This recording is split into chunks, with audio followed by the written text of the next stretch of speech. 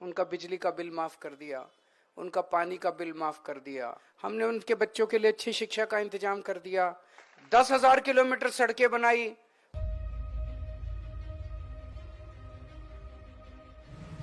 हमने शीश महल में रह रहा, यहाँ सूर्य रास्ते में देखिए ना कैसे हो रहा है यार। देखो देखो कितना गोबर है रहा। वोट तो कई लालच में दे रहा, 1000 रुपए का दे रहे हैं ना जलसा, कोई ना देवे वोट, कोई ना भूखा मर रहा। 2025 वर्ष 2025 में जो दिल्ली है, भारत की राजधानी जो दिल्ली है, वहाँ पे विधानसभा का चुनाव होने वाले हैं। और आप सबको पता है कि किस प्रकार जो है दिल्ली के पूर्व मुख्यमंत्री अरविंद केजरीवाल किस प्रकार से उन्होंने ये वादा किया था कि हम दिल्ली को अंबेडकर के नाम से जो सारी व्यवस्थाएं हो कराएंगे। दिल्ली में अंबेडकर के नाम पे उन्होंने राजनीति शुरू किया, और आपको बता दें कि राजनीति शुरू किया और वहाँ पर लोगों को फ्री बिजली, फ्री वाटर और जो महिलाओं को फ्री ट्रैवल करने के लिए व्यवस्था की है, उसका लोग कितनी सच्चाई है वहाँ के तो दिल्ली के लोग ही बताएंगे।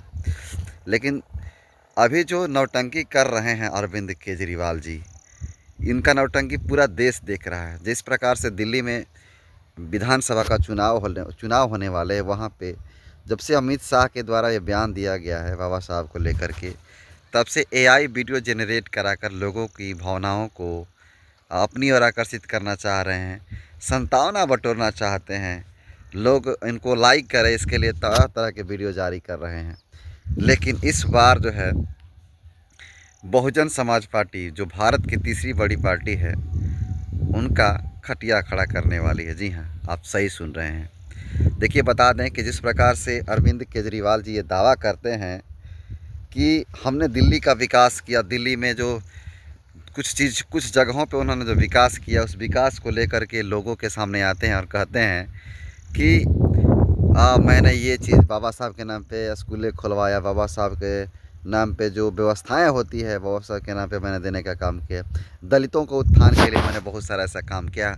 उन्होंने कई बार, मैंने माइकों पे उनकी ये बातों को सुनते हुए मैंने देखा है, मीडिया के माध्यम से हो या फिर स्टेज या मंच के माध्यम से उन्होंने कई बार इन्होंने बताया है। लेकिन अरविंद केजरीवाल की अब मुश्किलें बढ़ने वाली हैं, क्योंकि बहुजन समाज पार्टी जो देश की सबसे तीसरी बड़ी पार्टी है, उससे उनका सामना होने वाला है। जी हाँ, आपको बता दें कि जिस प्रकार से अमित शाह जी के द्वारा ये बयान दिया गया था कि अंबेडकर अंबेडकर अंबेडकर फैशन बना दिया है, इससे बढ़िया है अगर भगवान का नाम लेते तो 7 जन्मों के लिए स्वर्ग मिलता। तब से जो है आपको पता है कि सभी पार्टियां अपना विरोध प्रदर्शन कर रही है, जो बाबा साहब के सिद्धांतों में विश्वास करती है। लेकिन कुछ पार्टियां ऐसी भी हैं जो लगातार इस स्टेटमेंट का फ़ायदा उठा रही है और बाबा साहब के समर्थकों को, उनके फॉलोअर्स को भी अपनी ओर आकर्षित करने का कोशिश कर रही है, लेकिन वो हर बार नाकाम होते जा रहे हैं।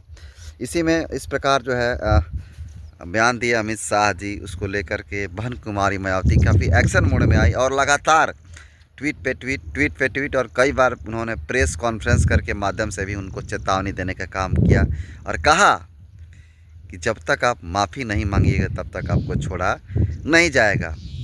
आपको बता दें कि उन्होंने आह्वान किया था 24 तारीख को आने के लिए भारत के प्रत्येक मुख्यालय पर, जो अमित शाह जी जो बयान दिए थे बाबा साहब को लेकर, उनका विरोध करने के लिए बहुजन समाज पार्टी का धरना प्रदर्शन था। इसी क्रम में दिल्ली में उस जगह का नाम तो याद नहीं आ रहा है, लेकिन दिल्ली में जो भारत के बहुजन समाज पार्टी के नेशनल कोऑर्डिनेटर आकाश आनंद जी, वो दिल्ली में धरना प्रदर्शन दे रहे थे और वो बता रहे थे जिस प्रकार से और कांग्रेस और भाजपा जो है वो एक ही पार्टी को बताने का काम किए। और उसी मंच से उन्होंने कहा था कि आजकल के लोग जो है बाबा साहब के नाम पर राजनीति रोटियां सेकने का काम कर रहा है, कोई नीला टी शर्ट पहन रहा है और कोई नीला साड़ी पहन रहा है। ये वही लोग हैं जो बाबा साहब को कभी संसद के अंदर नहीं जाने देना चाहते थे, आज वही लोग हैं बाबा साहब के नाम पे नौटंकी शुरू कर दिए हैं। इसके अलावा लोगों का अब एक ट्विटर पे ट्वीट चल रहा है, लोग ट्रेंड कर रहे हैं, उसमें जो है ट्रेंड चला रहे हैं और ये कह रहे हैं कि दिल्ली में बसपा, और दिल्ली में बसपा हैशटैग चलाया जा रहा है समर्थकों के द्वारा, और ये कहा जा रहा है कि इस बार दिल्ली में अरविंद केजरीवाल की मुश्किलें बढ़ाने वाली है बहुजन समाज पार्टी। क्योंकि आप आमतौर पे अगर बात किया जाए तो अरविंद केजरीवाल किस प्रकार के नेता हैं आप सबको पता है। वो एक नंबर का जो फेंकू इंसान है, आप सबको पता है किस प्रकार फेंकू इंसान है। मैं उनको इसलिए फेंकू कह रहा हूँ कि दिल्ली में बहुत सारे ऐसे जगह हैं जहाँ पे ना ही सड़कें बनी हैं, और सड़कें बनी हैं तो सड़कों पे पानी जमा इतना हो गया है जिसकी कोई व्यवस्था ही नहीं है। अगर इनकी बात किया जाए इनकी कमियों के बारे में, तो कमियों के बारे में इतना कमी है कि जिसकी कल्पना कोई नहीं कर सकता है।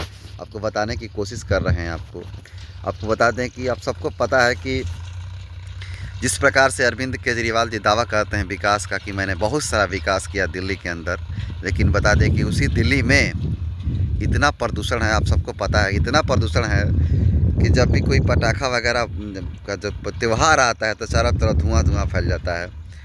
और आपको पता होगा कि दिल्ली में बहुत सारे देश की सबसे ज़्यादा राजधानी है, तो चलेगी, लेकिन उसकी व्यवस्थाएं होनी चाहिए। आप केंद्र में हैं और केंद्र की जो दिल्ली है, दिल्ली की आप सरकार चला रहे हैं। उसके बाद आपको बना देते जो कहते हैं कि अरविंद केजरीवाल की शिक्षा में मैंने बहुत सारा सुधार किया, शिक्षा के लिए बहुत आगे आए, दलितों के उत्थान के लिए मैंने बहुत सारा काम किया, बेरोजगारी के लिए काम किया, सुरक्षा के लिए काम किया। लेकिन जिस प्रकार से अरविंद केजरीवाल जी दावा कर रहे हैं दलितों के लिए और अन्य लोगों के लिए, उससे हम सहमत नहीं हैं और ना ही बहुजन समाज पार्टी के नेता सहमत हैं। क्योंकि अब बता दें कि उनकी जो शिक्षा है, शिक्षा का जो बात करते हैं, उनकी जो शिक्षा है अनियमित शिक्षा है। जिस प्रकार से वो शिक्षा की बात करते हैं वो शिक्षा दिल्ली में एक्चुअली मिलती नहीं है गरीब लोगों के लिए, दलितों के लिए, SC ST OBC के लिए।